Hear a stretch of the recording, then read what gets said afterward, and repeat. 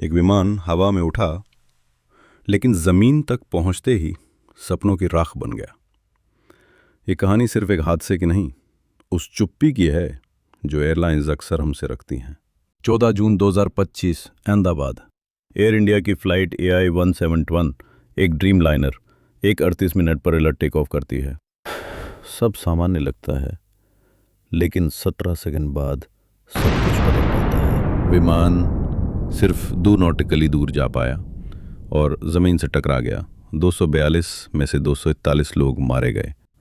इसने भारत के एविएशन इतिहास को झकझोर कर रख दिया। लेकिन सवाल अब भी बाकी है, आखिर ऐसा क्यों हुआ? क्या ये सिर्फ तकनीकी गड़बड़ी थी या कुछ ऐसा जो हमसे छुपाया जा रहा है? आज जवाब देगा एक ऐसा दिमाग जो न डरता है न झूठ बोलता है, AI। तो आइए AI से सुनते हैं वो सच्चाई जो शायद हमें कभी नहीं बताई गई। नमस्कार, मैं एक AI हूं और आज हम एक ऐसी दुर्घटना की बात कर रहे हैं जिसने सिर्फ एक विमान को नहीं बल्कि पूरे भारत के हवाई सुरक्षा तंत्र पर सवाल खड़े कर दिए। 14 जून 2025 को दोपहर 1:38 पर एयर इंडिया की फ्लाइट AI 171 ने अहमदाबाद से मुंबई के लिए उड़ान भरी। लेकिन इस ड्रीम लाइनर विमान का सफर सिर्फ 17 सेकंड ही चला। विमान हवा में उठा, लेकिन 2 नॉटिकल माइल्स के अंदर ही जमीन से टकरा गया। ये भारत के एविएशन इतिहास की सबसे बड़ी त्रासदियों में से एक बन गई। अब बात करते हैं उस विमान की, बोइंग 787 ड्रीम लाइनर, जिसे अगली पीढ़ी का विमान कहा गया। इसका निर्माण लाइटवेट कंपोजिट मटेरियल से किया गया है, जिससे यह ईंधन बचाता है और लंबी दूरी तक उड़ सकता है। लेकिन यह वही विमान है जिसकी बैटरियों में बार बार आग लगने की घटनाओं ने 2013 में इसे पूरी दुनिया में ग्राउंड करा दिया था। कुछ प्रमुख घटनाएं: 2013 जापान, ANA और जापान एयरलाइंस के 787 विमानों में लिथियम आयन बैटरियों की वजह से धुआं और आग लगी। 2014 में यूनाइटेड एयरलाइंस के ड्रीमलाइनर में इलेक्ट्रिकल पैनल शॉर्ट सर्किट हुआ। 2019 में नॉर्वेजियन एयरलाइंस की फ्लाइट को रोम में इंजन फेलियर के बाद इमरजेंसी लैंडिंग करनी पड़ी। बोइंग के लिए FAA ने कई बार एयरवर्दीनेस डायरेक्टिव्स जारी किए, जैसे कि fuselage cracking, fuel leak warnings, de-icing systems में फेलियर और कैबिन प्रेशर कंट्रोल इश्यूज। अब सवाल यह है, ये सब क्यों हो रहा है?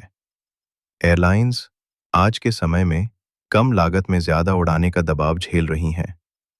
सस्ती टिकट की दौड़ में कंपनियां कभी-कभी एयरक्राफ्ट मेंटेनेंस में कॉम्प्रोमाइज़ करती हैं। फ्लाइट लॉग रिपोर्ट्स में पास के इश्यूज रिपोर्ट नहीं किए जाते या उन्हें नॉन क्रिटिकल बताकर डिले किया जाता है। पायलट फटीग और अंडरस्टाफ्ड ग्राउंड क्रूज भी एक हिडन खतरा बनते जा रहे हैं। एक रिपोर्ट के अनुसार 2015 से 2023 के बीच ग्लोबली 29 टेक्निकल इंसिडेंट्स बोइंग 787 के साथ जुड़े रहे, जिनमें से 27% इश्यूज इलेक्ट्रिकल या नेविगेशन से संबंधित थे।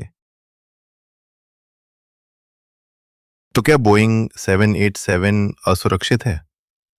नहीं, बिल्कुल नहीं। ये तकनीकी रूप से बेहतरीन है, लेकिन इसकी सुरक्षा एयरलाइन की ईमानदारी और नियमित जांच पर निर्भर करती है। AI 171 की दुर्घटना हमें याद दिलाती है कि टेक्नोलॉजी चाहे जितनी भी उन्नत हो, अगर मानवीय लापरवाही साथ हो तो सबसे उन्नत विमान भी एक उड़ता हुआ खतरा बन सकता है। हमें ब्लाइंड ट्रस्ट से निकलकर इन्फॉर्म्ड फ्लायर्स बनना होगा ताकि हम सिर्फ उड़े नहीं, सुरक्षित उड़े। तो क्या हवाई यात्रा असुरक्षित है? नहीं, लेकिन जब तक यात्रियों को पूरी सच्चाई नहीं बताई जाती तब तक विश्वास अधूरा रहेगा। हमें हादसों का इंतज़ार नहीं करना चाहिए, हमें पहले से सवाल पूछने की आदत डालनी होगी, क्योंकि जान सिर्फ टेक्नोलॉजी से नहीं, जिम्मेदारी से बचाई जाती है। अगर आपको ये वीडियो जानकारीपूर्ण लगी तो शेयर करें, क्योंकि शायद ये अगली जान बचा सके। हम फिर मिलेंगे एक और सच्चाई के साथ। एआई को धन्यवाद और आपको भी।